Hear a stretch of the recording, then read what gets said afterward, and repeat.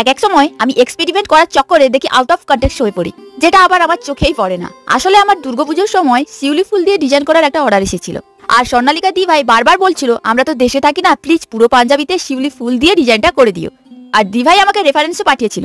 আমি সেই রেফারেন্সটার design copy করবো না বলে ওই ডিজাইনটাকে নিয়ে নানান এক্সপেরিমেন্ট করতে থাকলাম। ওই সময় আমার মাথায় শুধু এটাই চলছিল, কি করে আমার ডিজাইনটাকে ডিফারেন্ট ও ইউনিক করবো, এবং সেটা রেফারেন্সের কপি হবে না। ওই রেফারেন্সটাতে শিউলি ফুল ছিল, আমি ডিফারেন্ট কিছু করার চক্করে দেখলাম শিউলি ফুলটাকে এমন চেঞ্জ করে দিয়েছি যেটা শিউলি ফুল না হয়ে টগর ফুল হয়ে গিয়েছে। কিন্তু তা না আমার লক্ষ্যে পড়েছে না দিভাই লক্ষ্যে পড়েছে। দিভাই যে বারবার বলছিল শিউলি ফুল করে দিও, তারও মাথায় আসেনি।